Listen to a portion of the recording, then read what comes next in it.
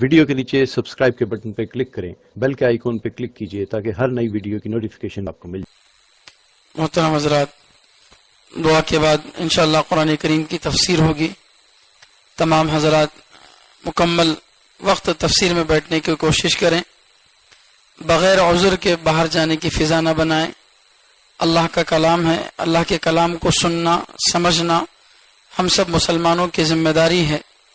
اگر بغیر کسی مجبوری کے ہم اٹھ کر چلے جائیں گے تو گویا ہم یہ بتا رہے ہیں کہ ہمارا قرآن سے کوئی تعلق نہیں ہے، ہم کو قرآن سے کوئی دلچسپی نہیں ہے۔ اور یاد رکھیے، اللہ کے نبی صلی اللہ علیہ وسلم نے فرمایا، یا تو تم عالم بنو، یا تو طالب علم بنو، یا دین کی باتوں کو غور سے سننے والے بنو، یا پھر دین سے محبت کرنے والے بنو۔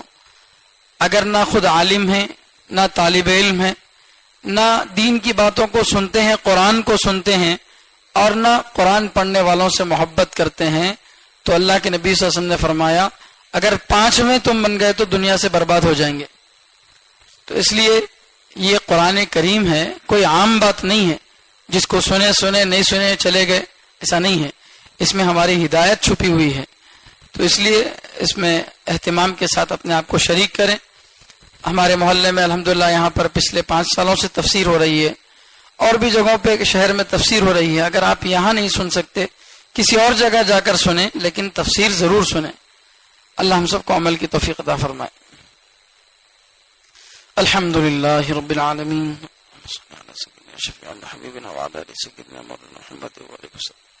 اللهم انت السلام ومنك السلام وبك نرجع السلام، حينا ابدا بالسلام وادخلنا دار السلام، تبارك ربنا وتعالى يا ذا الجلال والاكرام، اللهم اغفر لنا ربنا واسرافنا في امرنا وثبت اقدامنا وانصرنا على القوم الكافرين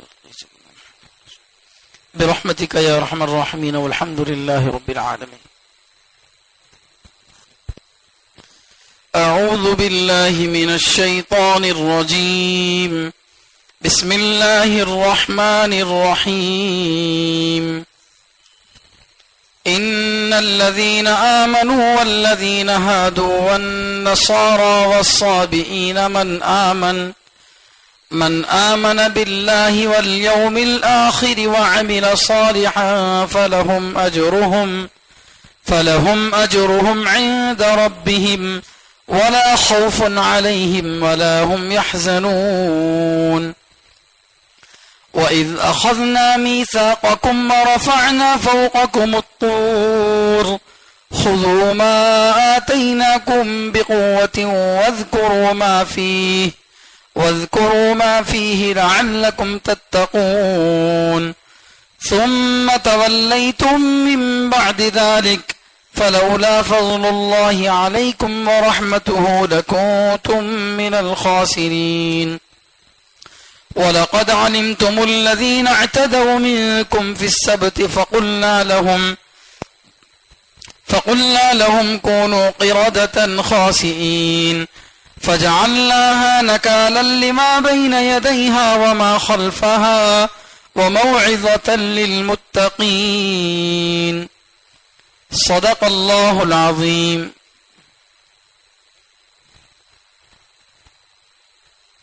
سورہ بقرہ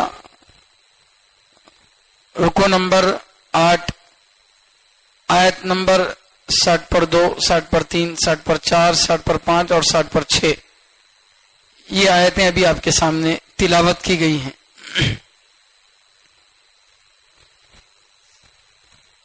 اس سے پہلے والی آیتوں میں بھی بنی اسرائیل کا، یعنی یعقوب علیہ السلام کی جو قوم تھی، جو ان کی اولاد تھی، ان کا ذکر تھا، ان کی شرارتیں کیا تھی، ان پر اللہ تعالیٰ کے احسانات اور انعامات کیا تھے، اور ان کی شرارتوں پر ان پر کیسے عذاب آیا، اس کا ذکر ابھی تک آیا ہے۔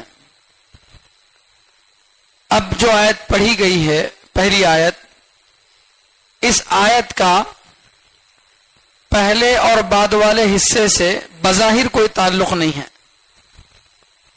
کیونکہ اس سے پہلے والی آیت میں بنی اسرائیل کا ذکر ہے، اس کے بعد والی آیت میں بھی بنی اسرائیل کا ذکر ہے، درمیان میں یہ جو آیت ہے ان الذین آمنوا والذین ہادوا، اس آیت میں بنی اسرائیل کا بطور خاص ذکر نہیں ہے، اور بھی نبیوں اور بھی قوموں کا ذکر ہے.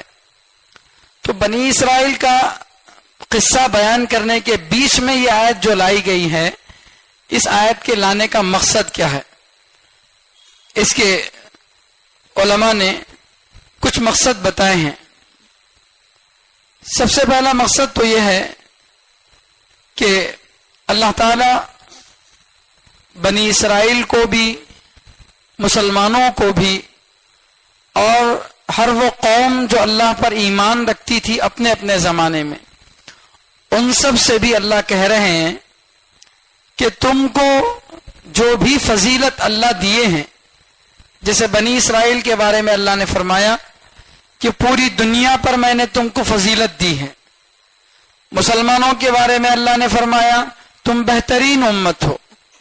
تو جس قوم کو جو فضیلت دی گئی ہے وہ اس کی جاگیر نہیں ہے، بلکہ جب تک وہ قوم اللہ پر صحیح ایمان رکھے گی، اللہ کے نبیوں پر ایمان رکھے گی، عقیدے ان کے جب تک درست ہوں گے، آخرت کو وہ ماننے والے ہوں گے، اچھے اعمال کرنے والے ہوں گے، تب تک ان کے لیے یہ خصوصیت ہے.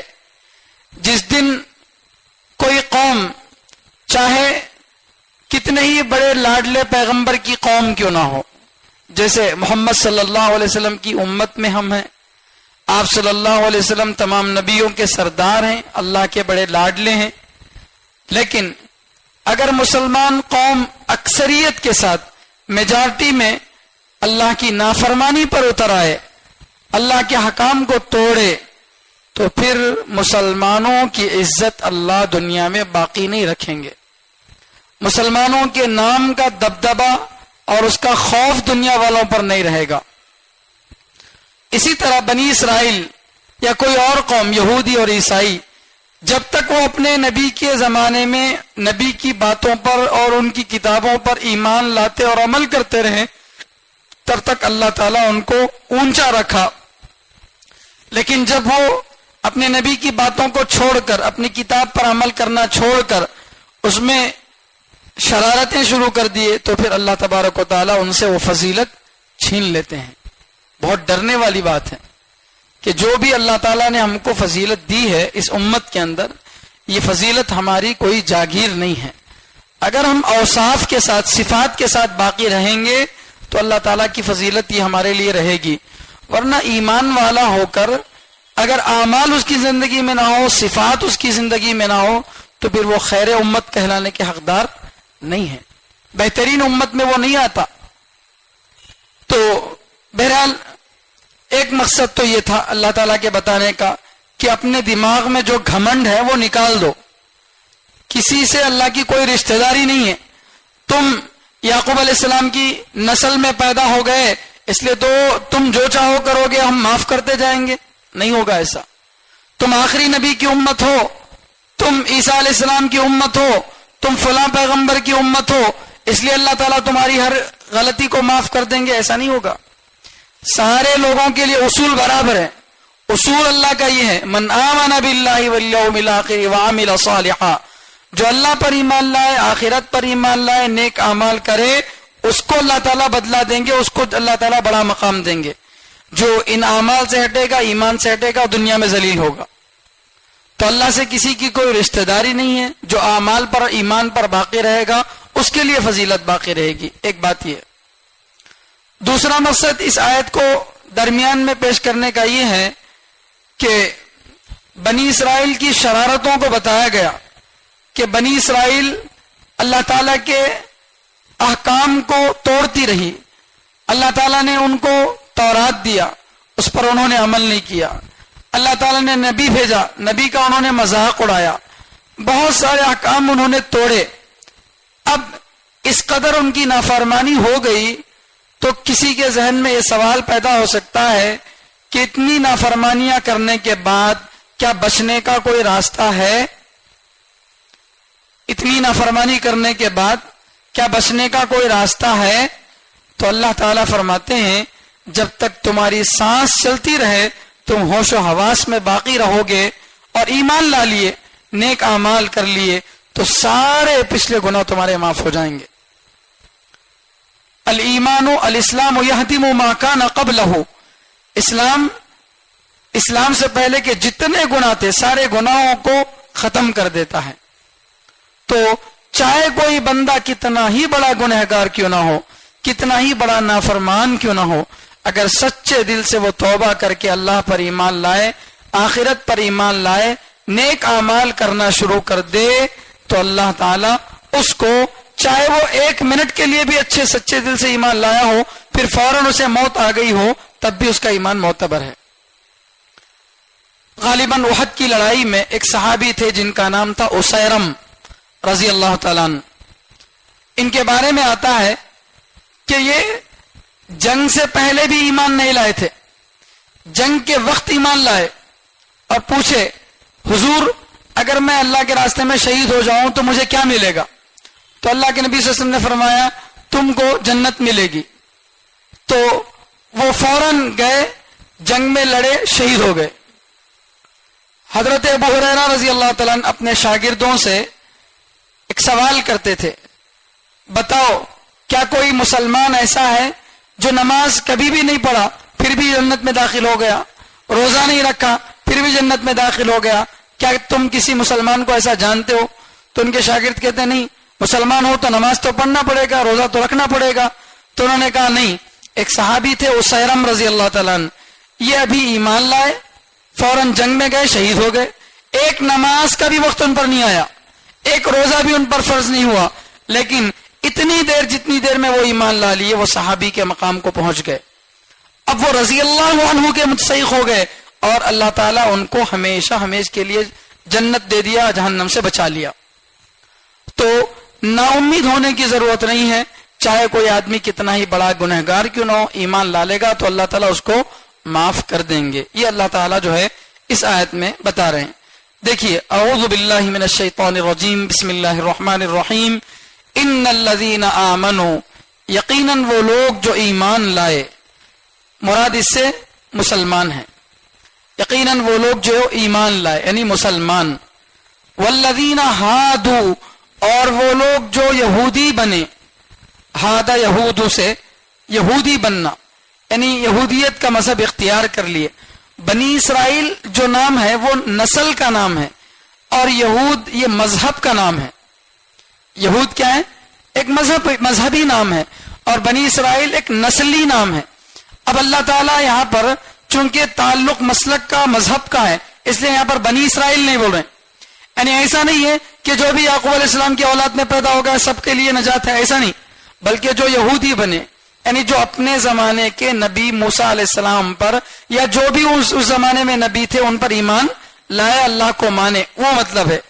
یقیناً وہ لوگ جو ایمان لائے یعنی مسلمان، اور وہ لوگ جو یہودی بنے، والنصارى، اور نصارہ سے مراد عیسائی، والصابئین، اور صابی لوگ، صابی سے مراد تفسیر میں انشاءاللہ آئے گا، حضرت داؤد علیہ السلام کی قوم کو کہا جاتا ہے جو زبور پر ایمان لانے والی تھی، یا فرشتوں کی جو ستاروں کی پوجا کرنے والی قوم تھی، بہرحال ان کے بارے میں کہا جا رہا ہے کہ یقیناً ایمان والے اور یہودی، نصارہ اور صابی، من آمن باللہ، اللہ کی طرف سے اعلان ہے کھلم کھلا۔ کیا اعلان ہے؟ من آمن باللہ، جو بھی اللہ پر ایمان لائے، والیوم الآخر، آخرت کے دن پر ایمان لائے، وعمل صالحا، اور نیک اعمال کرے، فلہم اجرہم عند ربہم، تو ان کے لیے ان کے رب کے پاس ان کا بدلہ ہے، ان کے لیے ان کے رب کے پاس ان کا بدلہ ہے، یعنی ان کے اعمال کا بدلہ ان کو ملے گا۔ ولا خوف علیہم ولا هم يحزنون، نہ ان پر کوئی خوف ہے آئندہ کے بارے میں، نہ ان کو کوئی ڈر ہے، نہ پچھلی چیزوں پر ان کو کوئی غم ہوگا، نہ آئندہ کا ان کو کوئی ڈر ہے، نہ پچھلی چیزوں پر کوئی ان کو غم ہوگا۔ یہ آیت ہے۔ اس آیت میں کچھ باتیں سمجھنے کی ہیں۔ سب سے پہلی بات تو یہ ہے کہ یہاں اللہ تعالیٰ 4 لوگوں کا تذکرہ کر رہے ہیں، ایمان والوں کا، یہودیوں کا، عیسائیوں کا اور صابی ایک قوم تھی، ان کا تذکرہ کر رہے ہیں، اور کر کے کہہ رہے ہیں کہ جو بھی اللہ پر ایمان لائے گا، آخرت پر ایمان لائے گا، تو اس کے لیے یہ ہوگا۔ سوال یہ پیدا ہوتا ہے کہ یہودی کا ایمان لانا سمجھ میں آتا ہے، کیونکہ یہودی پہلے اپنے مذہب پر، اپنے نبی پر ایمان لاتا تھا، موسیٰ علیہ السلام پر یا کسی اور نبی پر ایمان لاتا تھا۔ عیسائی اپنے پیغمبر پر ایمان لانے والا تھا، صابی داؤد علیہ السلام پر ایمان لانے والا تھا۔ اس کے ایمان لانے کا مطلب تو سمجھ میں آتا ہے کہ وہ اللہ کے نبی صلی اللہ علیہ وسلم پر ایمان لا لے تو یہ ایمان والا بن گیا، لیکن سب سے پہلے لفظ کس کا بتایا گیا؟ ایمان والے۔ یقیناً ایمان والے جو ایمان لائے اللہ پر، تو ایمان لانے والے کے ایمان لانے کا مطلب کیا ہے؟ تو اس کا جواب علماء نے یہ دیا کہ یہاں ایمان والوں کو پہلے جو ذکر کیا گیا ہے وہ اس طرح ذکر کیا گیا ہے جیسے کلاس کے اندر مثال کے طور پر ٹیچر اعلان کرتا ہے کہ امتحان آنے والا ہے، خوب محنت کرو، جو بھی محنت کرے گا اسے کامیابی ملے گی، اچھا پڑھنے والا بھی اور اچھا نہیں پڑھنے والا بھی، جو بھی محنت کرے گا، ایسا دو کو ملا کر بولتے، اچھا پڑھنے والے کو بھی نہیں پڑھنے والے کو، دونوں کو ملا کر بات کرتے، یہ بتانے کے لیے کہ یہ حکم سب کے لیے ہے، اور ان کو بتانے کا مقصد اصل میں یہ ہے کہ دوسروں کو سمجھانا ہے۔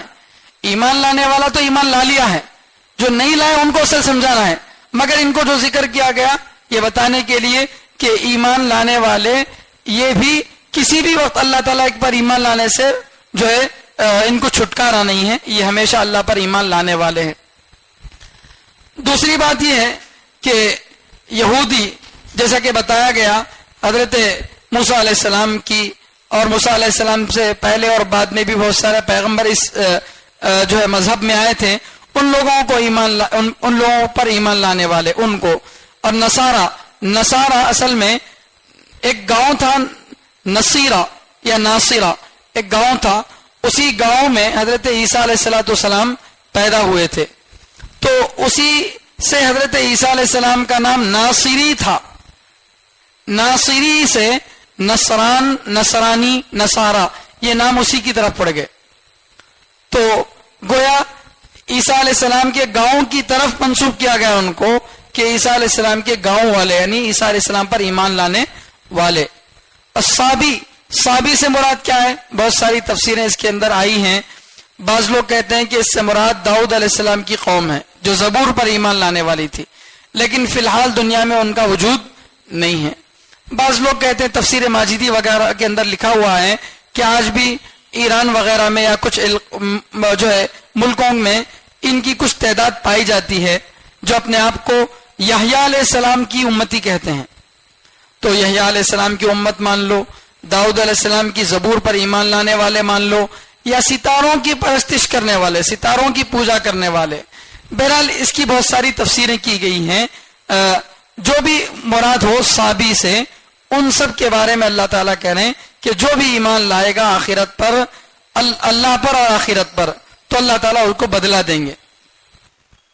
یہاں دیکھیے اللہ پر ایمان لانے کا ذکر ہے، من آمن باللہ، جو اللہ پر ایمان لائے، نبیوں پر ایمان لانے کا یہاں ذکر نہیں ہے، آخرت پر ایمان لانے کا ذکر ہے، یعنی توحید اور رسالت کا ذکر ہے، توحید اور آخرت کا ذکر ہے، رسالت کا ذکر نہیں ہے۔ اللہ پر ایمان لائے اور آخرت پر ایمان لائے یہ کہا گیا، نبی پر ایمان لائے اس کا ذکر نہیں ہے، تو کیا نعوذ باللہ بغیر نبی پر ایمان لائے کہ بھی آدمی مومن بن سکتا ہے؟ نہیں۔ پھر یہاں کیوں نہیں کہا گیا؟ اس لیے نہیں کہا گیا کیونکہ یہاں کسی ایک نبی کا تذکرہ نہیں ہے۔ اللہ کے نبی صلی اللہ علیہ وسلم پر ایمان لانے والے مسلمان ہیں، یہودی کسی اور نبی پر ایمان لاتے ہیں، عیسائی کسی اور نبی پر ایمان لاتے ہیں، اس لیے کسی ایک نبی کا تذکرہ یہاں پر نہیں کیا گیا۔ اور اللہ کی بات ماننا در حقیقت پیغمبر کی بات ماننا ہے، اسی لیے اللہ کے نبی صلی اللہ علیہ وسلم فرماتے ہیں من قال لا الہ الا اللہ دخل الجنہ، جو لا الہ الا اللہ کہہ لے گا جنت میں داخل ہو جائے گا۔ تو کیا مطلب صرف لا الہ الا اللہ کہنا ہے؟ نہیں، چونکہ اللہ کو ایک ماننے کا مطلب کیا ہے؟ پیغمبر بولیں گے تبھی تو مانے گا، اللہ تو خود آ کر کسی کو نہیں بولے، تو پیغمبر کی زبان سے اللہ کے ایک ہونے کی بات سنے گا، پھر پیغمبر کی بات کو مانے گا، تبھی جا کر اس کی توحید قبول ہوگی۔ تو اللہ پر ایمان لانے کا مطلب یہ ہے کہ اللہ کے بھیجے ہوئے پیغمبروں پر بھی ایمان لانا ہے۔ ضمنی طور پر اس کے اندر پیغمبروں پر ایمان لانا بھی داخل ہے۔ اور اسی طرح آخرت پر ایمان کا تو تذکرہ یہاں پر آیا ہے، اور اللہ فرما رہے ہیں جو بھی نیک اعمال کرے۔ نیک اعمال کا مطلب کیا ہے؟ بہت سارے لوگ سمجھتے ہیں کہ اگر کوئی آدمی غیر مسلم ہے لیکن لوگوں کو کھانا کھلاتا ہے، غریبوں کی مدد کرتا ہے، لوگوں سے اچھا بات کرتا ہے اور اچھے اخلاق والا ہے، تو ایک وہ مسلمان ہے جو شراب پیتا ہے، زنا کرتا ہے، غلط کام کرتا ہے، لیکن اللہ اور اس کے رسول پر ایمان رکھتا ہے، تو اب دنیا والے بظاہر یہ کہتے ہیں کہ یہ اچھا کام کرنے والا ہے، یہ خراب کام کرنے والا ہے۔ تو بزرگ عزیزوں، قرآن کی نظر میں اچھا کام اچھا تب ہوگا جب ایمان کے ساتھ ہوگا۔ ایمان کے بغیر کوئی بھی عمل نیک عمل نہیں ہوگا۔ ایمان کے بغیر اگر کوئی نیک عمل کرتا ہے تو ظاہری شکل کے اعتبار سے جو اس میں نیکی اور اچھائی پائی جاتی ہے اس کا اللہ دنیا میں ہی بدلہ دے دیتے ہیں، اس کا بدلہ اللہ تعالیٰ اس کو دنیا میں ہی دے دیتے ہیں، آخرت میں اس کا کوئی بدلہ اس کو نہیں ملے گا۔ تو اسی لیے جو ہے اللہ تعالیٰ ایک جگہ فرماتے ہیں من کان یرید الحیات الدنیا وزینتہا نوفی الیہم اعمالہم فیہا وہم فیہا لا یبخسون اولئک الذین لیس لہم فی الآخرۃ الا النار۔ جو دنیاوی زندگی چاہے، اللہ کو راضی کرنا نہیں چاہتا ہے، تو اللہ تعالیٰ دنیا میں اس کے اعمال کا بدلہ دنیا میں ہی دے دیں گے، دنیا میں کسی عمل کا بدلہ باقی نہیں رکھیں گے، لیکن آخرت میں ان کو جہنم ہی ملے گی، اس کے علاوہ کچھ نہیں۔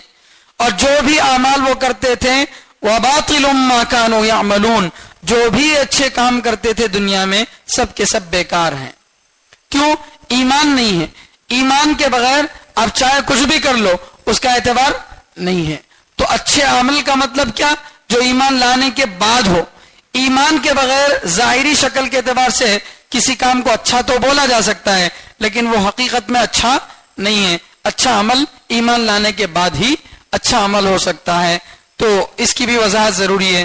تو ان سب کو اللہ تعالیٰ کیا کرتے ہیں؟ اپنی طرف سے بدلہ دیتے ہیں، یعنی ان کے اعمال کو اللہ تبارک و تعالیٰ قبول کرتے ہیں اور ان کے نتیجے میں ان کو ثواب ملتا ہے۔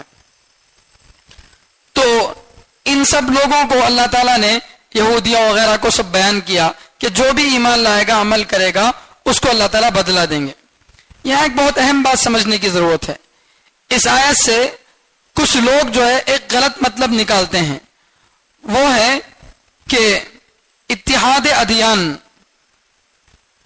ادیان کا مطلب یہ ہے کہ جو بھی آدمی اپنے جس مذہب کو بھی مان رہا ہے، جس کتاب کو بھی مان رہا ہے، جس پیغمبر کو بھی مان رہا ہے، اگر وہ اس پر ایمان لا لے تو نجات کے لیے کافی ہے۔ مثال کے طور پر نبی علیہ الصلوۃ والسلام کے دنیا میں آ جانے کے بعد کوئی عیسائی ایسا ہے جو اپنے پیغمبر حضرت عیسیٰ علیہ السلام پر ایمان لاتا ہے، انجیل پر عمل کرتا ہے، اور وہ یہ سمجھتا ہے کہ بھئی یہ بھی ایک دین ہے، یہ بھی اللہ کی طرف سے بھیجے ہوئے پیغمبر، یہ بھی اللہ کی طرف سے اتاری ہوئی کتاب ہے، اگر میں اس پیغمبر پر اور اس کتاب پر ایمان لا لوں گا تو اس سے بھی مجھے نجات مل جائے گی۔ یا کوئی عیسائی یہودی یہ سمجھے کہ میں موسیٰ علیہ السلام پر ایمان لا لوں، تورات پر ایمان لا لوں تو یہ ایمان مجھے نجات دے دے گا، ایسا سمجھنا یہ اتحاد ادیان ہے۔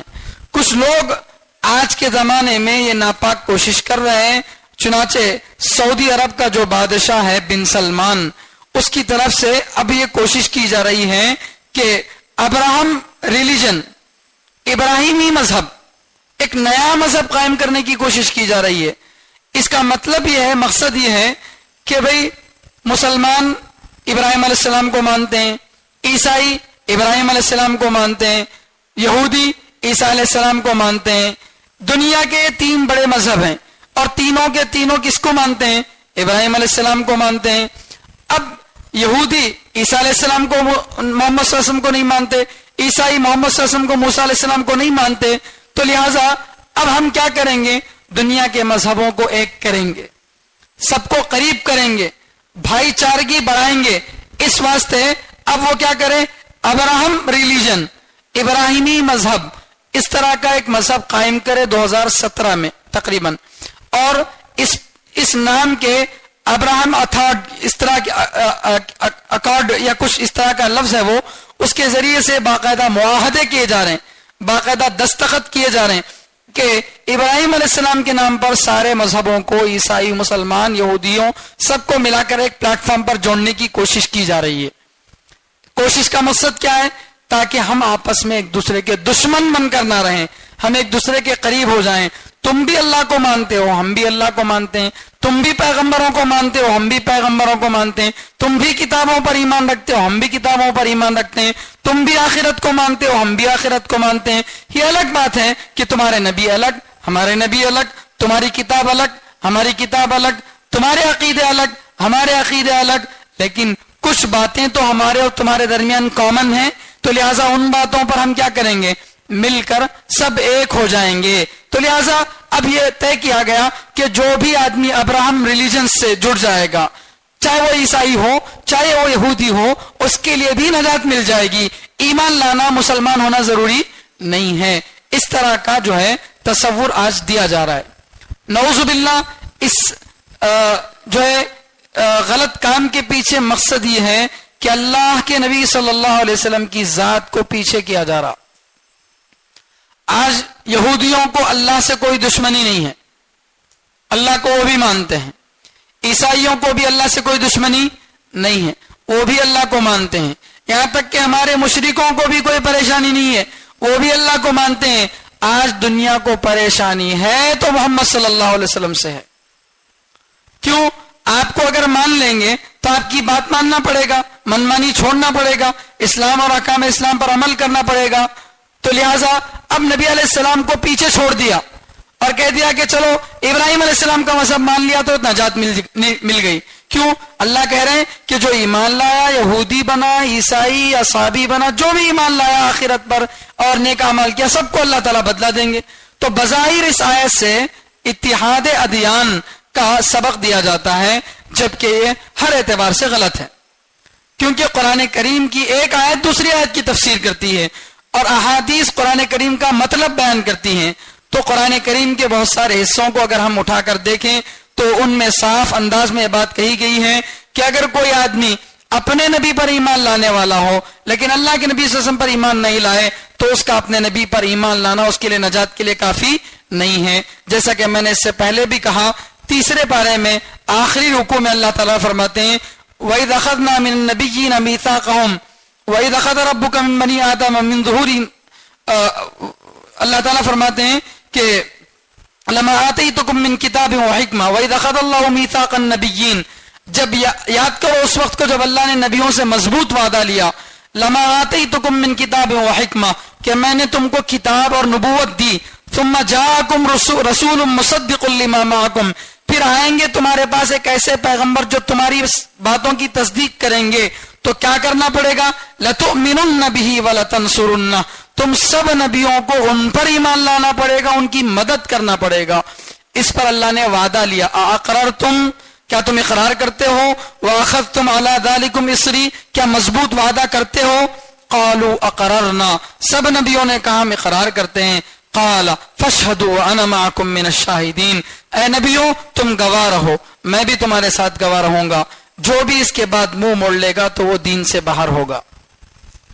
تو اللہ تعالیٰ نے نبیوں سے وعدہ لیا کہ اگر بالفرض تمہارے زمانے میں نبی علیہ الصلوۃ والسلام آ جائیں تو تم کو اب اپنے مذہب پر، اپنی کتاب پر عمل کرنا نہیں ہے، بلکہ تم کو محمد صلی اللہ علیہ وسلم پر، ان کی کتاب پر عمل کرنا ہے، ان پر ایمان لانا ہے۔ اسی لیے اللہ کے نبی صلی اللہ علیہ وسلم فرماتے ہیں، حدیث میں آتا ہے لَوْ كَانَ مُوسَىٰ حَيًّا لَمَا وَسِعَهُ إِلَّا اتِّبَاعِي، اگر موسیٰ علیہ السلام بھی میرے زمانے میں زندہ ہوتے تو ان کو بھی نجات کے لیے میری اتباع کرنا پڑتا۔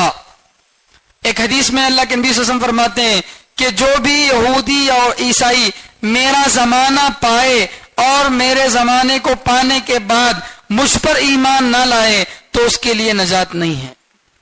تو اتحاد ادیان کا جو دعویٰ ہے نعوذ باللہ یہ ختم نبوت کے مسئلے پر جو ہے اس سے زد پڑتی ہے۔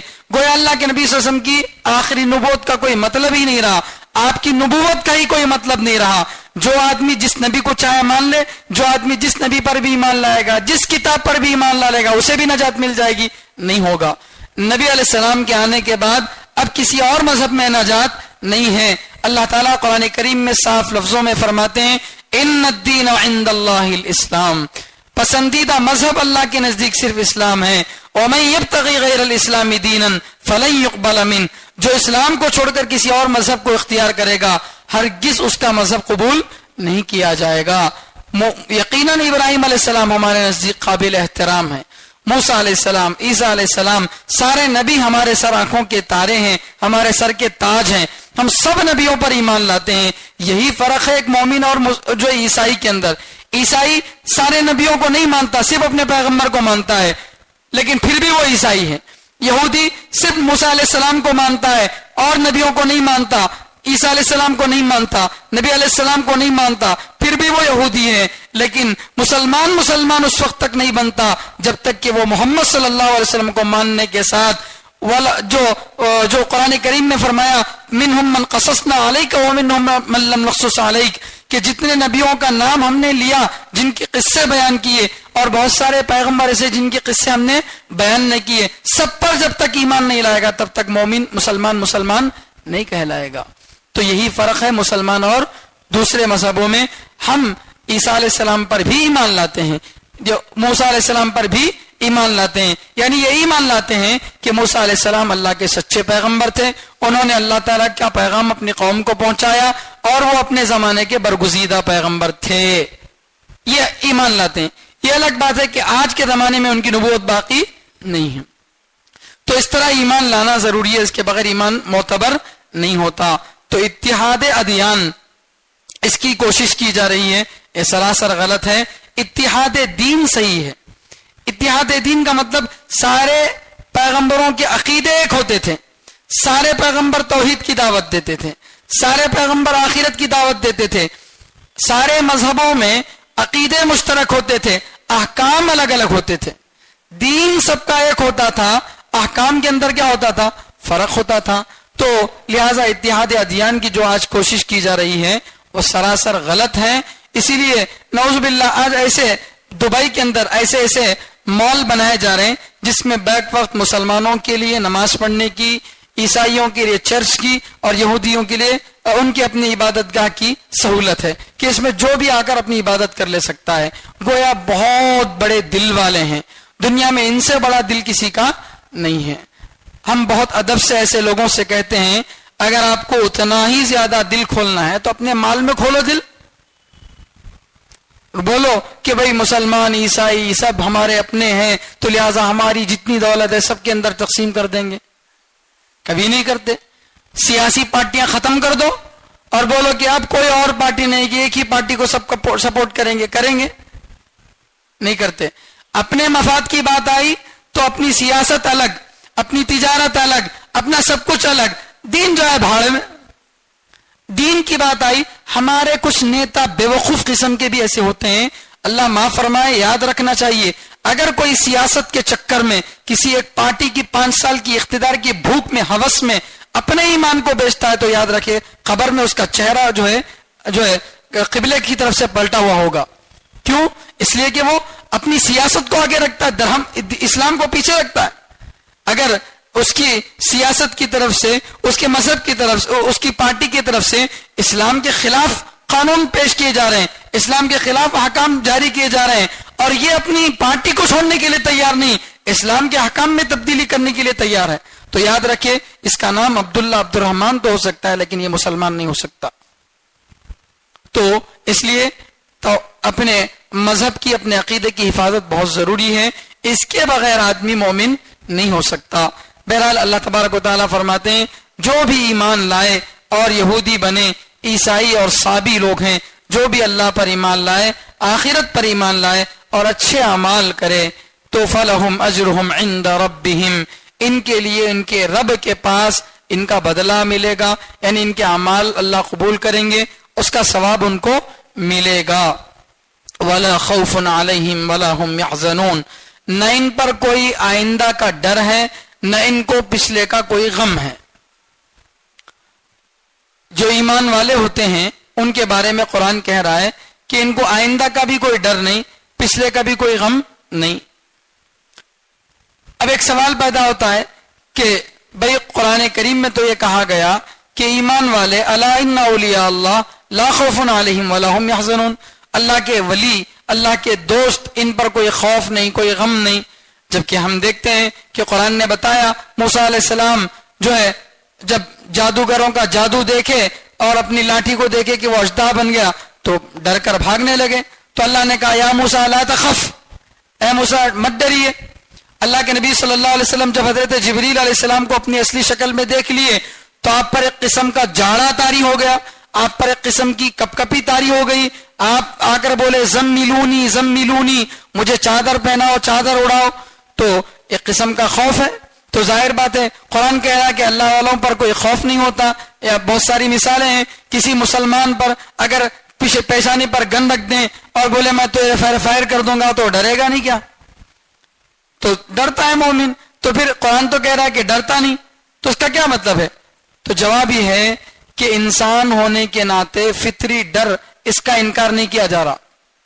پہ انسان ہے، نبی بھی انسان ہے، صحابی بھی انسان ہے، بڑے بڑے اولیاء اللہ بھی انسان ہیں. انسان ہونے کے ناطے انسان کو جو ڈر ہونا ہے وہ ڈر ہوگا، اس سے انکار نہیں ہے. مثال کے طور پر بچہ بیمار ہے تو باپ کے دل میں ڈر ہوتا ہے کہ کہیں میرا بچہ بیماری سے مر نہ جائے، یہ ڈر ہوتا ہے. ظاہر بات ہے انسان ہونے کے ناطے ڈر سب کو بھی ہوگا. لیکن یہاں جس ڈر کی نفی کی جا رہی ہے وہ اپنے فیوچر کو لے کر. ایک ایمان والا جو اللہ پر ایمان لاتا ہے، اعمال کی پابندی کرتا ہے، اسے مرنے کے بعد کی زندگی کا ڈر نہیں ہوگا، اس کو موت کے بعد کی زندگی کا ڈر نہیں ہوگا. اسی لیے جب ملک الموت آتا ہے تو ملک الموت کے سامنے وہ خوشی خوشی اپنی جان پیش کر دیتا ہے کہ جان دی ہوئی اسی کی تھی، حق تو یہ ہے کہ حق ادا نہ ہوا. تو اللہ کی جان تھی، اللہ نے دی تھی، اللہ ہی لے رہے ہیں، چلو لے لو. تو خوشی خوشی ایمان والا کیا ہوگا؟ چلا جائے گا. اور اسی طرح آئندہ آخرت میں اس کو کوئی خوف نہیں ہوگا، اسے جنت ملے گی، اللہ تعالیٰ کی رضامندی ملے گی. اور جب موت کا وقت آئے گا تو اپنی چھوٹنے والی دنیا پر اسے کوئی غم نہیں ہوگا. دنیا چھوٹ رہی ہے، اس کا کوئی غم اس کو نہیں ہوگا. کیوں؟ اس لیے کہ اسے معلوم ہے دنیا کی حقیقت کیا ہے. دنیا کی حقیقت ایک مچھر کے پر کے برابر ہے. دنیا تو صرف آنے جانے کی ایک جگہ تھی، ایک مسافر خانہ تھا. بس آج دنیا سے جا رہا ہوں، میں اللہ کے پاس جا رہا ہوں. تو اس لیے وہ نہ دنیا کے چھوٹنے کا غم کرتا ہے، نہ اپنی آخرت کے بارے میں خوف کرتا ہے. تو غم پچھلی چیزوں کا ہوتا ہے، حزن، اور خوف آئندہ کے لیے ہوتا ہے. تو اللہ فرماتے ایمان والے کو آخرت کے بارے میں کوئی خوف نہیں ہوگا اور موت کے وقت میں اپنی پچھلی زندگی پر بھی کوئی غم نہیں ہوگا. اس کے برخلاف ایک دنیا دار جب دنیا سے جا رہا ہوتا ہے تو اب اس سے پوچھو اس کے دل کی حالت کیا ہوگی. وہ ہرگز دنیا سے مرنا نہیں چاہتا، وہ ہرگز دنیا چھوڑنا نہیں چاہتا، کیونکہ اسے معلوم ہے کہ اس نے کوئی اچھا کام نہیں کیا جس کا اسے آئندہ چل کر بدلہ ملے.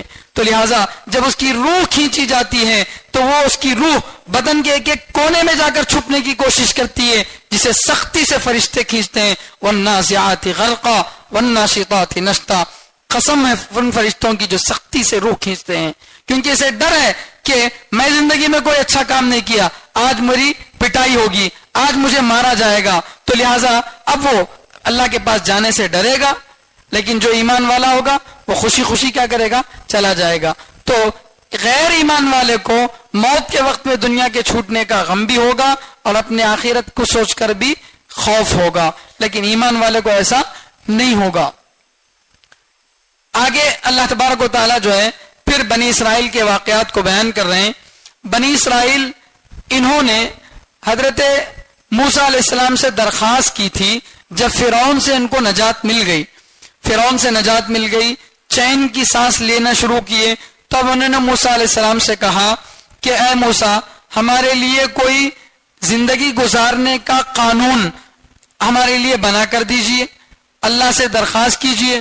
تو موسیٰ علیہ السلام نے اللہ سے درخواست کی تو اللہ تبارک و تعالیٰ نے تختیوں کی شکل میں تورات عطا فرمائی، ان کے مطالبے پر اللہ تعالیٰ نے کتاب عطا فرمائی۔ تو کرنا کیا چاہیے تھا؟ اس پر ایمان لانا تھا۔ تو اب ایمان لانا نہیں تھا تو اب نئے نئے اعتراضات شروع کر لیے۔ ناچنے نہ آئے آنگن ٹیڑھا، ناچنے نہیں آ رہا تو میرے کو نہیں آتا بول کے نہیں بولتے، کئی کو جی تمہارا انگن بنگا ہے بول کو بولتے۔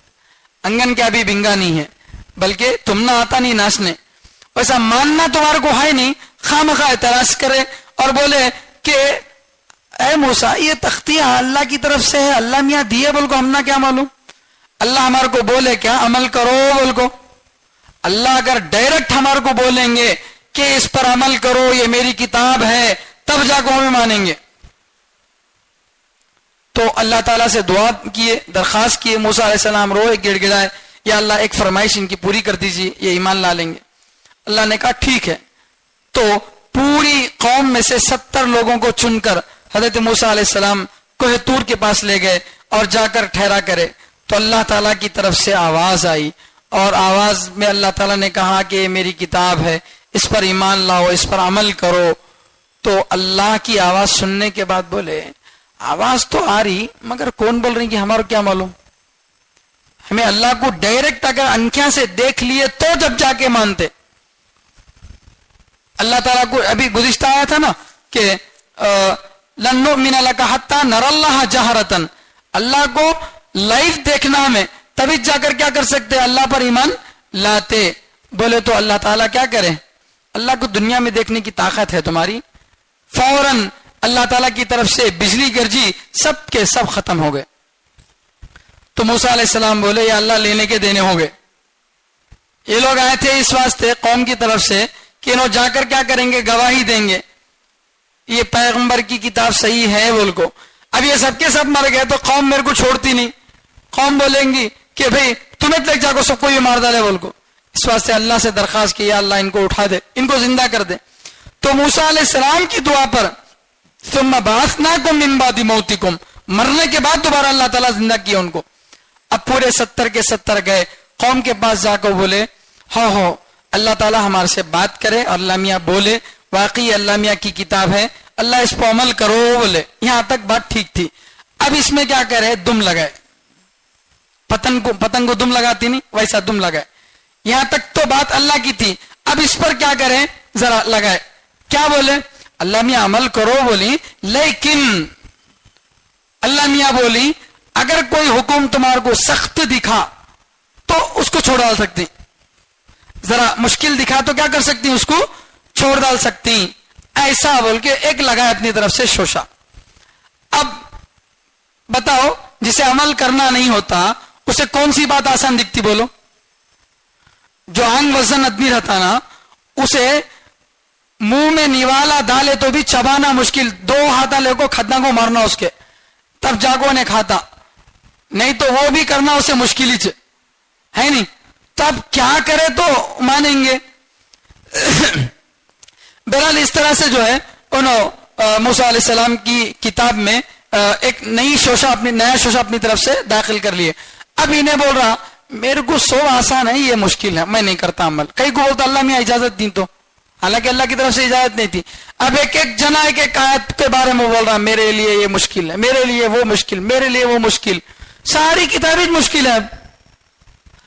تورات کے اندر ذرا حکام سخت تھے، کئی کو بولتا آدمی کیسا کہ قانون بھی ویسے سنا۔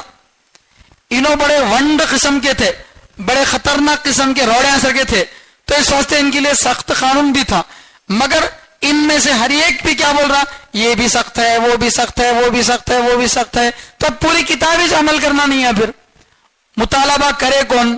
تمہیں۔ پھر اللہ کی طرف سے ہے بول کو معلوم کر لیے کون؟ تمہیں۔ سب کچھ ہونے کے بعد اللہ کی کتاب ہے معلوم ہونے کے باوجود بھی یہ نخرے کہ ہمارے لیے یہ مشکل ہے، وہ مشکل ہے، وہ عمل نہیں کر سکتے، یہ عمل نہیں کر سکتے۔ تو اللہ تعالیٰ بھی اپنی قدرت کبھی کبھی دنیا میں دکھاتے ہیں۔ موسیٰ اللہ تعالیٰ جو ہے جبریل علیہ السلام کو بولے اٹھاؤ تو کوہ طور، پہاڑ اٹھاؤ، طور اٹھا کے یہ جتنی آبادی میں انہوں پھیل کو تھے 1 فرسخ تقریباً ایک یعنی 1.5 کلومیٹر 2 کلومیٹر کا ہوتا ہے یا اس سے بھی زیادہ بڑی جگہ، اتنی جگہ پہ یہ لوگ تھے تو ان کے اوپر طور پہاڑ اٹھا کر اللہ تعالیٰ رکھ ڈالے. جلالین کی تفسیر میں بتایا جا رہا ایک آدمی کی قد سے ذرا اونچا ہو گیا تھا پہاڑ، بس اتنا قریب آ گیا تھا. اب اللہ تعالیٰ بولے ایمان لاتی ڈالنا، چٹنی بن جاتی سب جنے بھی. تو اب مرتا کیا نہ کرتا، تو نہیں اللہ نہیں اللہ نہیں اللہ، ہمیں مانتے ہیں، دل سے مانتے ہیں، ایمان لاتے ہیں، ایسا بول کے کیا کریں اس وقت میں اقرار کر لیے. اللہ کو معلوم ہے یہ لوگ شریرہ بول کے پھر ایمان لا لینے کے بعد پھر وہ کتے کی دم ٹیڑھی کی ٹیڑھی، تو پھر دوبارہ وہ اسکامہ شروع کرے. تو ہونا کیا چاہیے تھا، اللہ پھر دوبارہ ان کو ہلاک کرنا چاہیے تھا، لیکن اللہ تعالیٰ اپنی رحمت سے ان کو موقع دیے، ڈھیل دیے. آج نہیں تو کل سدھر جائیں گے، آج نہیں تو کل سدھر جائیں گے. تو وہی واقعہ یہاں پر بیان کیا جا رہا، وَإِذْ أَخَذْنَا مِيثَاقَكُمْ، یاد کرو اس وقت جب ہم نے تم سے مضبوط وعدہ لیا. وَرَفَعْنَا فَوْقَكُمْ، کیا وعدہ لیے تھے، تورات پر عمل کرنا بول کو مضبوط وعدہ لیا ہو، برابر کرتے ہیں اللہ. عمل کرنے کے واسطے پوچھو سے کتاب دیو، تمہیں کتاب دیو، دیکھو میں کیسا عمل کر کو دکھاتی گی بول کو. یہ بڑے بڑے شیخاں بگارے. اب جب اللہ تعالیٰ کتاب اتارے تو یہ مشکل ہے وہ مشکل ہے، یہ نہیں کر سکتے وہ نہیں کر سکتے بول کے نخرے کرے. تو اللہ نے فرمایا وَرَفَعْنَا فَوْقَكُمُ الطُّورَ، اور ہم نے تمہارے اوپر طور پہاڑ کو کیا کیا، بلند کر دیا. پہاڑ یا تو حقیقتاً آ گیا تھا یا پہاڑ ہلنے لگا تھا. بعض مفسرین فرماتے ہیں جیسے برتن کو خالی کرنے کے واسطے الٹا کر کو ذرا یوں ہلاتے نہیں، ویسا پہاڑ یہاں کو ایسا ہل رہا تھا اوپر ڈالنا بول کو کوہ طور. تو ایسا بڑا پہاڑ جو ہے وادی سینا میں یہ پہاڑ تھا، یہ پہاڑ جو ہے ان کے اوپر آ گیا اور ہلنے لگا. وَإِذْ نَتَقْنَا فَوْقَكُمُ الْجَبَلَ، تو اللہ تعالیٰ جو ہے پہاڑ کو ہلانے لگے ایک دم سخت قسم سے. تو اب بولے کہ نہیں ہمیں مان لیتے. خُذُوا مَا آتَيْنَاكُمْ، لے لو وہ جو ہم نے تم کو دیا، بِقُوَّةٍ، مضبوطی سے پکڑو جو ہم نے تم کو دیا مضبوطی سے، یعنی جو باتیں اس کے اندر بتائی گئی ہیں اس کو مضبوطی سے پکڑو. وَاذْكُرُوا مَا فِيهِ لَعَلَّكُمْ تَتَّقُونَ، اور یاد کرو جو اس میں ہے تاکہ تم ڈرو متقی بن جاؤ. یعنی جو احکام اس کے اندر ہیں ان احکام کو مضبوطی سے پکڑو، ہر حکم پر چھوٹی بڑی بات پر کیا کرو، اچھی طرح سے عمل کرو، اور جو باتیں بھی اس میں بتائی گئی ہیں اسے یاد کرو. یاد کرنے کا مطلب حفظ کی طرح بیٹھ کو مغرب میں رکھنا نہیں ہے، بلکہ یاد کرنے کا مطلب عمل کرنا ہے، کیونکہ یاد کرنے سے مقصد کیا، عمل ہے. پچھلی کتابوں میں کتابیں یاد کر کے محفوظ نہیں ہوتی تھی، اس لیے یہاں یاد کرنا مراد نہیں ہے بلکہ عمل کرنا مراد ہے. اس میں جو بھی باتیں بتائی گئی ہیں اس کو عمل میں لا کر اس کو یاد کرو، اس کو محفوظ رکھو تاکہ تم متقی بن جاؤ. تو تاکہ کا مطلب کیا، یعنی یقیناً تم متقی بن جائیں گے. اگر تم اللہ کی کتاب پر ایمان لاؤ گے تو یقیناً کیا بن جاؤ گے، متقی بن جاؤ گے، اللہ سے ڈرنے والے بن جاؤ گے. پھر ہوا کیا، ثم تولیتم من بعد ذلک، پھر تم اس کے بعد منہ موڑ لیے. پھر تم اس کے بعد کیا کر لیے، منہ موڑ لیے. اللہ تعالیٰ کی بات پر اس وقت میں ایمان لانے کی بات کریں، پھر بعد میں جیسے ہی پہاڑ ہٹا کچھ دن گزرے تو پھر دوبارہ نافرمانیاں شروع کر لیے. تو اللہ فرماتے ہیں اللہ چاہتے تو تم کو آن کے آن میں ختم کر سکتا تھا، لیکن اللہ کا غضب، اللہ کی رحمت اللہ کی غضب سے زیادہ ہے. اس لیے اللہ تعالیٰ فرما رہے ہیں فلولا فضل اللہ علیکم ورحمتہ، اگر اللہ کی مہربانی اور اس کی رحمت نہ ہوتی لکنتم من الخاسرین، البتہ تم نقصان اٹھانے والوں میں ہو جاتے، سب کے سب ختم ہو جاتے. لیکن اللہ نے اپنی مہربانی سے اپنی رحمت سے تم کو کیا کیا، معاف کیا، موقع دیا، پھر عمل کرنے کے لیے ایک مہلت دی. آخر میں ایک واقعہ بیان کیا جا رہا ہے. واقعہ یہ تھا کہ داؤد علیہ السلام کے زمانے میں ایک قوم تھی سمندر کے کنارے. اس قوم کو اللہ تعالیٰ نے یہ کہا ہفتے کے دن مچھلی مت پکڑو، ہفتے کا دن عبادت کا دن ہے. جیسے مسلمانوں کے لیے جمعے کا دن عبادت کا دن ہے، اس میں زیادہ کام کاج نہیں کرنا بلکہ زیادہ سے زیادہ اللہ کی عبادت میں مصروف رہنا. ویسے ہی یہودیوں کے لیے ہفتے کا دن تھا، عیسائیوں کے لیے اتوار کا دن تھا، تو ان کے لیے ہفتے کا دن تھا. تو اللہ تعالیٰ ان کی طرف سے حکم یہ تھا ہفتے کے دن اللہ کی عبادت زیادہ کرو، اس میں کاروبار نہیں کرنا. خاص طور پر چونکہ یہ لوگ سمندر کے کنارے تھے اور مچھلیاں پکڑتے تھے تو اللہ تعالیٰ کی طرف سے منع کیا گیا کہ مچھلیاں مت پکڑو. تو اب دیکھو ان کی عادت یہ تھی کہ جس چیز سے ان کو منع کیا جاتا وہ برابر کرتے. الانسان حریص علی ما منع، انسان جس چیز سے اس کو منع کیا جاتا اس کچھ کرنے کی اسے خواہش رہتی. سمجھے؟ اگر کوئی بولے ہاں دیکھو لوگوں وہ تو برابر دیکھتی ہوں ادھر، تو یہ عجیب انسان کی عادت ہے، وہاں دیکھو لوگوں وہ تو برابر دیکھتے ہیں، کیا ہے کہ وہاں بول کے. یہ ان کی فطرت تھی، جس چیز سے اللہ نے منع کیا وہ کام کرے. چنانچہ کیسا شروع میں تو ہیلا اختیار کرے. کیا کریں؟ ڈائریکٹ جا کو سمندر میں مچھلیاں نہیں پکڑے، بلکہ سمندر کے کنارے نالیاں بنائے. نالیاں بنا کے ذری دور میں حوضاں بڑے بڑے حوضاں بنائے. اب سمندر میں سے پانی آیا تو پانی کے ساتھ کچھ مچھلیاں بھی آئے تو مچھلی نالی کے راستے سے حوض میں آ کو بڑک گر جاتی. اب وہ واپس نہیں جا سکتی تھی. اس طریقے سے کیا کرتے ہیں؟ مچھلی پکڑتے، یا نہیں بولو تو ذرا مچھلیاں کو گل میں ڈال کو چھوڑ ڈالتے تھے.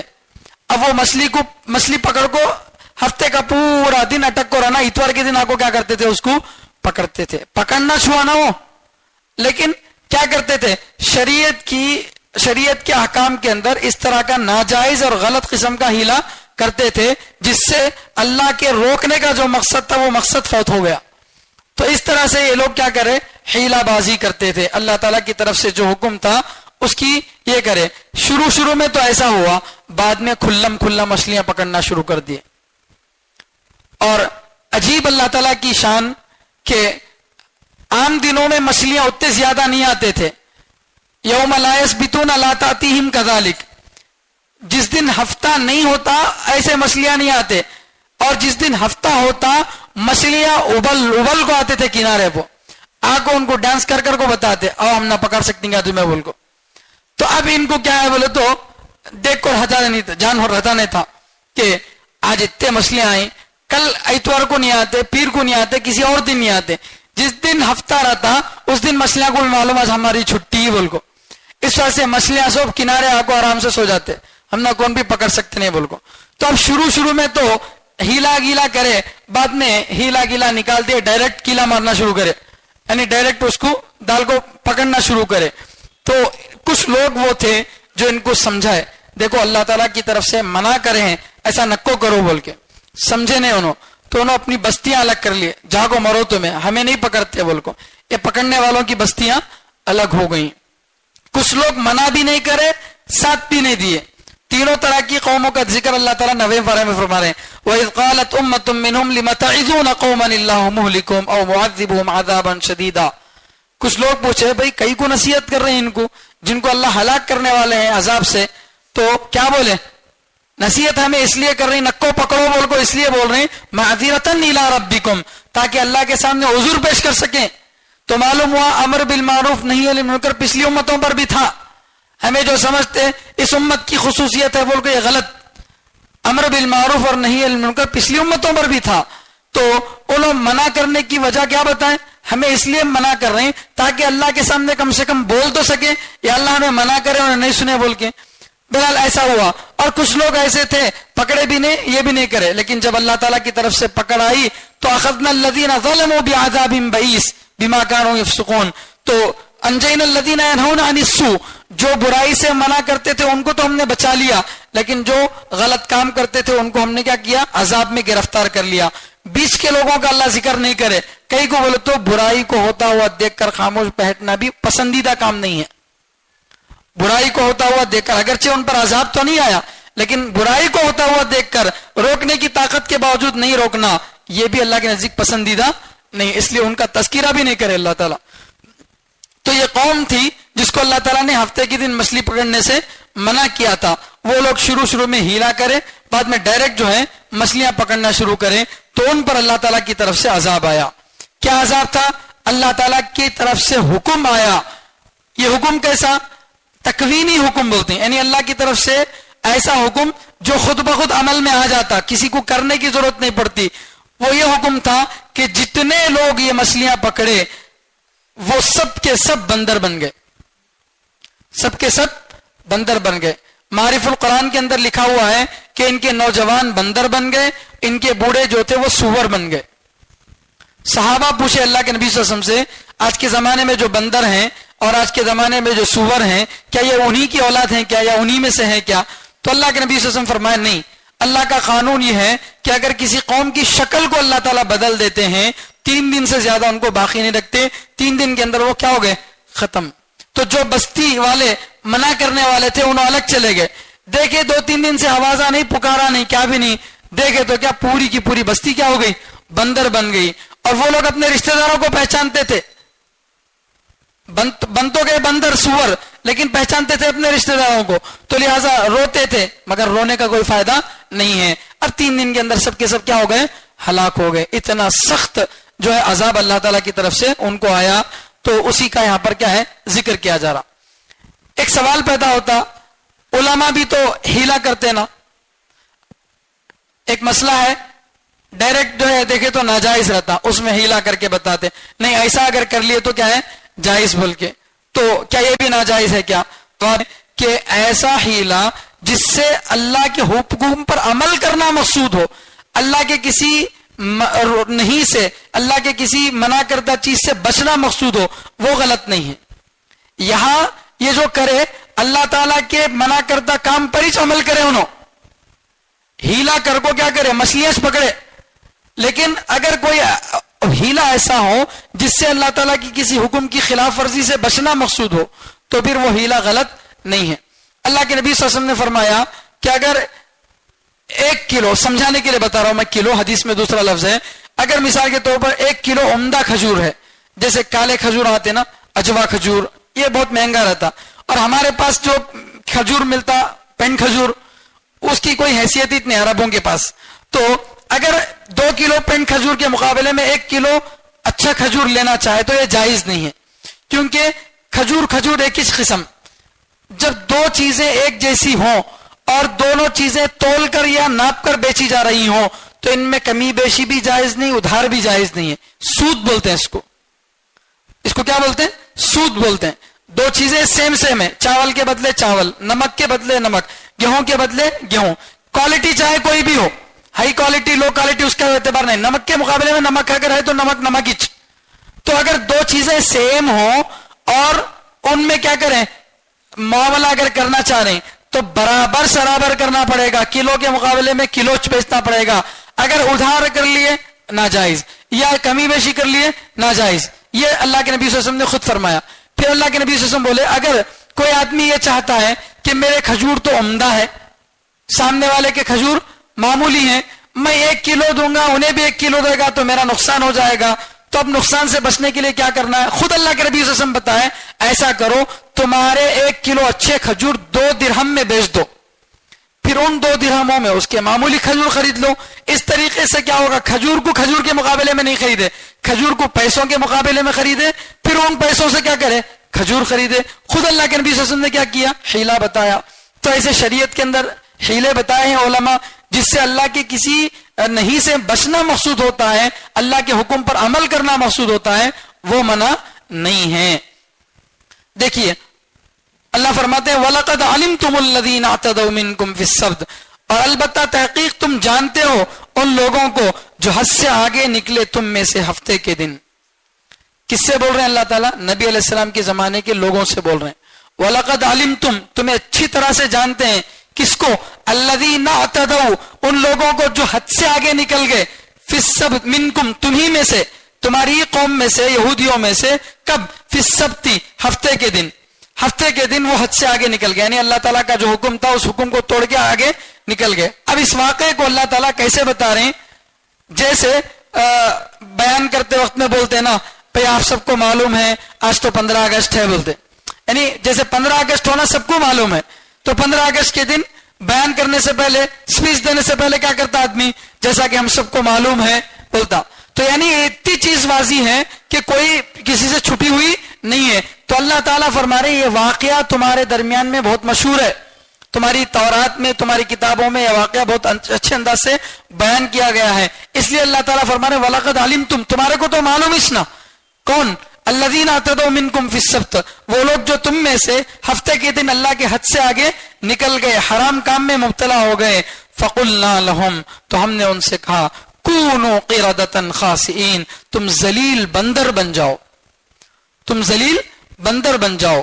یعنی اللہ تعالیٰ کی طرف سے حکم ہوا تو وہ اپنے آپ کو بندر بنا لی، ایسا نہیں، یہ اللہ کی طرف سے حکم ہوا کہ سب کے سب کیا ہو گئے؟ بندر بن گئے. بعض لوگ بولتے ہیں بندر نہیں بنے، بندر جیسے کاما کرنے لگے، یہ تعویلات کرنے کی ضرورت نہیں ہے. ٹھیک ٹھیک کیا ہو گئے؟ وہ بندر بن گئے. لیکن اس سے پہلے بھی دنیا میں عام بندر تھے، اس کے بعد بھی آج بھی دنیا میں عام بندر ہیں. جو آج بندر آئے نا وہ والے بندر نہیں ہیں، ان کو سزا کے طور پر اللہ تعالیٰ کیا کر دیے؟ بندر بنا دیے. جو جیسے غلط کاما کرتا اس کو ویسا بنا ڈالتے ہے. نہیں، یہ کس کے کام ہے؟ بندر کے کامش نہیں. بندر کو کتنا منع کرے تو بھی ادھر سے ادھر ادھر سے ادھر، تو ان کو بھی کتنا بھی بولے تو یہ حکم چھوڑے تو وہ چھوڑے تو وہ کر رہے تھے. اس لیے اللہ تعالیٰ کیا کر دیا؟ ان کو بندر بنا دیے. فجعلناها نکالا لما بین یدیہا، تو ہم نے ان لوگوں کو عبرت بنا دیا، ہم نے ان لوگوں کو عبرت بنا دیا، لما بین یدیہا، ان لوگوں کے لیے جو ان کے آگے ہیں، یعنی ان کے زمانے کے لوگوں کے لیے عبرت بنا دیا. روایتوں میں آتا ہے، بعض روایتوں میں یہ 1-2 نہیں تھے، 12,000 سے زیادہ لوگ تھے جو بندر بنائے گئے تھے. ظاہر بات ہے اتنے زیادہ لوگ سب کے سب اچانک سے بندر بن گئے تو کیا یہ واقعہ مشہور نہیں ہوا ہوگا؟ پوری قوم کے اندر مشہور ہو گیا، ارے بھائی اللہ کی نافرمانی کی وجہ سے ان پر عذاب ہی آیا کہ سب کے سب کیا ہو گئے؟ بندر ہو گئے. تو اللہ نے سب کے لیے کیا کیا؟ عبرت بنا دیا. عبرت کس کو بولتے ہیں؟ جسے دیکھ کر دوسرے ادنا کیا کرنا؟ غلطی کرنے سے رک جانا. پولیس کیا کرتی؟ کون تو بھی بڑی غلطی کرا تو اس کو سب کے سامنے مارتی، کہیں کو دوسرا آدمی ایسا جرم نہیں کرنا بول کو، تو جس سے دوسرے رک جائیں، اس کے لیے اللہ تعالیٰ نے کیا کیا؟ عبرت بنا دیا. وما خلفہا، اور ان کے پیچھے والوں کے لیے نہیں، بعد والی قوموں کے لیے بھی اللہ نے ان کو عبرت بنا دیا. چنانچہ آج تک بھی یہ واقعہ، آج بھی ہم ہزاروں سال گزر جانے کے بعد بھی یاد کرتے ہیں کہ ایک قوم اللہ کی نافرمانی کی تھی اور اس کو اللہ تعالیٰ نے ایسا کر دیا تھا. لیکن ہم کو یہاں پر ایک بات سمجھنے کی ضرورت ہے کہ اس قوم میں اگر اللہ تعالیٰ اگرچہ مسخ نہیں کرتے، چہروں کو بدلتے نہیں ہیں، لیکن دلوں کو بدل دیتے ہیں. اگر مسلسل اللہ تعالیٰ کی نافرمانی کرے تو پھر انسان کا دل سور کی طرح ہو جائے گا. سور کو حلال حرام میں کوئی تمیز نہیں، اسی طرح اسے بیوی اور ماں میں کوئی تمیز نہیں رہے گی. وہ اس کا دل کتے کی طرح ہو جائے گا، بھونکتا رہے گا. اس طریقے سے اللہ تعالیٰ وہ جانوروں والے اوصاف اس کے اندر پیدا کر دیں گے، اور شکل سے تو وہ انسان رہے گا لیکن اس کے اندر صفات کس کے آ جائیں گے؟ جانوروں کی صفات آ جائیں گے. اسی لیے آج جو قوم اسلام سے دور ہے، آپ جا کر دیکھ لیجئے، ان کو کوئی تمیز نہیں، کوئی تمیز نہیں. آپ چائنا میں چلے جاؤ، کوئی چیز محفوظ نہیں، ہر چیز کھا جاتے ہیں، ہر چیز کھا جاتے ہیں. ایک جانور بھی کھانے کے واسطے ان جانوروں کو شاید سوچیں گا. شیر بھی کپڑوں کو کھاتے، مینڈک کو سکھاتے ہوئے 10 بار سوچیں گا، مگر یہ مینڈو کا نہیں سوچتے. تو کیونکہ اللہ تعالیٰ ان کی عقلوں کو، ان کے دلوں کو کیا کر دیا؟ جانوروں جیسے بنا دیا. ظاہری اعتبار سے مسخ تو نہیں ہوتا لیکن دلوں کو اللہ تعالیٰ کیا کرتا؟ بدل دیتا. اس لیے نافرمانی اور گناہ مسلسل نہیں کرنا چاہیے، فوراً توبہ کی عادت ڈلنا چاہیے، ورنہ دلوں کو اللہ پھیر دیتے ہیں، پھر ہدایت آدمی قبول نہیں کر سکتا. وَمَوْعِظَةً لِّلْمُتَّقِينَ، اور نصیحت، اور متقی لوگوں کے لیے ہم نے نصیحت بنا دیا. جو اللہ سے ڈرنے والے ہیں ان کے لیے نصیحت ہے اس کے اندر کہ اگر کوئی آدمی چاہے کتنا بھی اللہ کا برگزیدہ کیوں نہ ہو، داؤد علیہ السلام کی امت کے لوگ تھے، زبور پر ایمان لانے والے تھے، لیکن اللہ تعالیٰ کے حکم پر عمل نہیں کیے تو اللہ نے ان کو ایسا کر دیا. تو جو اللہ اس وقت ویسا کرا تو کیا اللہ آج قدرت نہیں رکھتا؟ برابر قدرت رکھتے ہیں. اس لیے اللہ تعالیٰ سے ڈرتے رہنا چاہیے، نافرمانی سے ڈرتے رہنا چاہیے. اس کے لیے نصیحت کے طور پر اللہ تعالیٰ یہ بات نازل کی ہیں. اللہ تعالیٰ سے دعا ہے کہ اللہ تعالیٰ ہم سب کو کہنے سننے سے زیادہ عمل کرنے کی توفیق عطا فرمائے. سبحان اللہ و بحمدہ، سبحانک اللہم و بحمدک، ونشہد ان لا الہ الا انت ونستغفرک ونتوب الیک.